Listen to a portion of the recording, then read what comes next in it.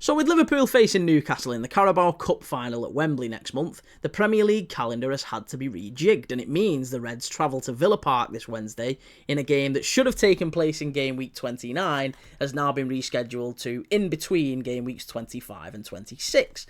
And here are 4 reasons why I think that suits Liverpool and why I think they'll take the 3 points in a massive game in the title race. Now, the first reason, and I should say they're in no order of importance, is that Villa actually applied to the Premier League to move this game. And with good reason, because they have a very, very gruelling fixture list coming up. Including the Ipswich Town game, they actually have 5 games in a 13-day period. And Villa's squad has struggled to cope with fixture congestion all season, really. They've had that European hangover. They failed to win in their last 7 Premier League games after a European game. They struggled over Christmas, of course, as well. I think they only picked up 1 win during that Christmas period. And they have tended to struggle when there's been lots of games in quick succession, which explains why Unai Emery was so keen on having this one moved to afford the squad those extra couple of days rest. So reason number 2 is Aston Villa's defence, who've kept just 1 clean sheet in their last 15 games in all competitions. It's a horrendous run, and they had a real patchwork defence out against Ipswich Town at the weekend with no Matty Cash. They had to play young Andres Garcia at right back, who they just signed from Levante. Obviously, they started Boubacar Kamara, normally a midfielder, at centre back. He had to go off injured after 15 minutes, and in came Tyrone Mings. And they've brought in Chelsea's Axel Disasi on loan. He's not been a great signing for Chelsea. I think they were quite willing to let him go. And then Luca Dean on the left. And I think Villa's defence definitely can be got at, and that's one of the reasons Liverpool can be positive and confident going into this one. Reason number 3 is that Villa typically don't perform very well against the league leaders. They've lost 6 out of their last 7 games when facing the side at the top of the table. And not only that, they go into this game in quite poor form generally. They're 4 games without a win in the Premier League, and in the last 3, they've dropped points to teams right down the bottom end of the table. They drew with West Ham at Villa Park, they lost at Wolves, and then they drew with 10-man Ipswich at the weekend, so it's not great for Villa. And finally, number 4, Liverpool just have the Indian sign over Aston Villa. Villa have won once in the last 14 Premier League head-to-heads going back 10 years, which was the famous 7-2 victory during the COVID season. So you'd have to go back even further for Villa to have won in front of spectators. But Liverpool definitely have the edge. They've won 11 out of the last 14 games against Villa, drawing the other 2. And for those reasons, I just can't see past a Liverpool win on Wednesday. I could be wrong. I don't think Liverpool have it all their own way, by the way. I think it'll be a very difficult game.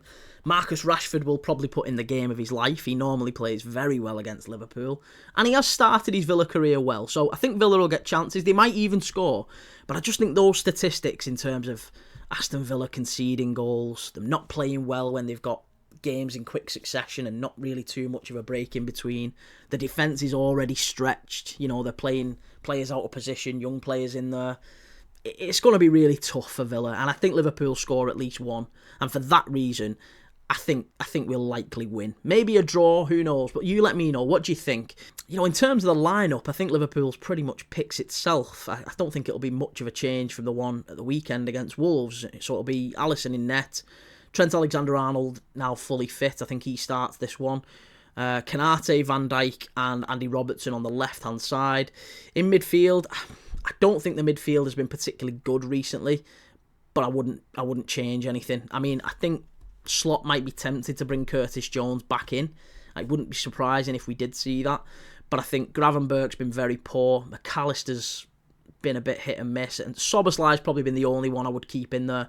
But to have a midfield of Szoboszlai, McAllister, Jones, and drop Ryan Gravenberch for this one, I don't know. I think that Aston Villa midfield of John McGinn and Yuri Tielemans, they need legs around them. So Gravenberch will be really important in this one, but he needs to pick up his form again because the last couple of games he's just not been at the races. But I would certainly go with that midfield again. I think I would stick with our tried and tested Alexis McAllister, Ryan Gravenberch, Dominic Szoboszlai. Szoboszlai, I think, has been really, really good from both a defensive and an attacking point of view this season. So yeah, really, really like that. And then the front 3, I think you've got to keep Diaz in there unless Gakpo can recover and get back in time. I think Diaz has earned his place if he, from what he's done against Wolves, the goal and the penalty. So I'd keep Diaz in there. Salah should stay in there. I'm really disappointed with that dive from Jota. I was really gutted. If anyone watched the live stream that I did, I was gutted when he went down, because he just doesn't need to do it. He had a free shot on goal. He didn't need to. And I know Núñez came on and didn't cover himself in glory either, but I would rather start Darwin Núñez in this one over Diogo Jota. In an ideal world, we'd have Gakpo back, and maybe we'd play Diaz, Gakpo, Salah, as Slot seems to really like. I don't love that either. And that's the only questionable one, isn't it? Jota or Núñez up front. The rest of the team pretty much picks itself. Salah and Diaz out wide. The back four's the same. Alisson in goal. Midfield, maybe Curtis Jones comes in. That's what I would go with. You let me know what you think. I would go Darwin Núñez up top with Salah and Diaz. So thinking about a prediction for this one, I don't think is easy, because in spite of everything I've just said about all the reasons why Liverpool are going to win and the reasons why Liverpool should be confident, which, by the way, I do still believe in, but I'm sure that's going to get misconstrued if Liverpool do drop points, and I'll be getting pelters for, oh, you said Liverpool were nailed on certainties to win. I don't think that's the case. I just want to make that very clear. I think Aston Villa are a very, very good side. I really rate Morgan Rogers. I think Jacob Ramsey's been very good recently as well. Yuri Tielemans has his moments. He can pop up with something out of nothing, can't he? John McGinn is just... he just buzzes around that midfield, causing problems. I really like him. Ollie Watkins has obviously got a goal in him. And look, Aston Villa can cause us problems. Absolutely no doubt at all about that. But I just can't see him keeping Liverpool out. And that's the big thing. That's the reason why I think we get the win. Because I think we'll score at least one. And it's very rare that Liverpool score, let's say 2, right? If Liverpool score 2, I can't see Villa scoring 2. Watch it be 2-2 now. Bruh. I think Liverpool will get a result in this one. I do. I think we'll get a win. But, do you know what? Even if we don't, right, a draw is not the worst result away at Villa Park. They're still fighting for those Champions League places. They're still a very good side going far in Europe. It's no disrespect at all, I think, to get a point at Villa Park. Liverpool do still have just that little bit, not a lot, but a little bit of wiggle room in the title race. We're 7 points clear, effectively 8 in terms of goal difference. If we were to win this one, we go 10. That's huge. That's maybe insurmountable again. Although saying that, Liverpool have Manchester City away and Newcastle at Anfield in the next couple of game weeks, so it doesn't get much easier. And look, Liverpool will inevitably drop points between now and the end of the season. It might well be that these next 3 games are where that happens, but I'm still not overly concerned, because I expect Arsenal will as well.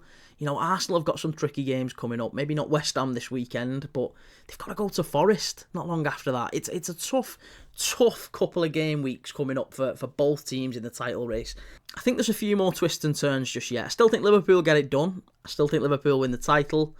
But I'm really looking forward to this one, a big midweek game under the lights at Villa Park, the only Premier League game in midweek, so everyone's watching it. It's going to be a massive, massive one in the title race, and Liverpool could go 10 points clear, and that'd land a real psychological blow on Arsenal, wouldn't it, ahead of their game? I think it's West Ham they've got this weekend, isn't it? So that'd be a really, really tough blow for Arsenal to take. Obviously, if Liverpool were to drop points in this one, then maybe it does just open the door again, but there's so much riding on it. And look, I'm going to be here watching it. I'm going to be doing a watch-along live on Wednesday night. So if you fancy coming along watching the game with me, make sure your notification bell's on. I'll be here from, what time's kick-off? 8 o'clock. I'll be here from about 7:30. And if you get the chance, please like this video. Please follow, subscribe, share, all that good stuff. I'm across all platforms, X, Facebook, Instagram, TikTok, and I post videos daily on YouTube here as well. So if you want to come along for the live on Wednesday, I'd love to have you here, and I'll see you then. See you in the next one. Take it easy.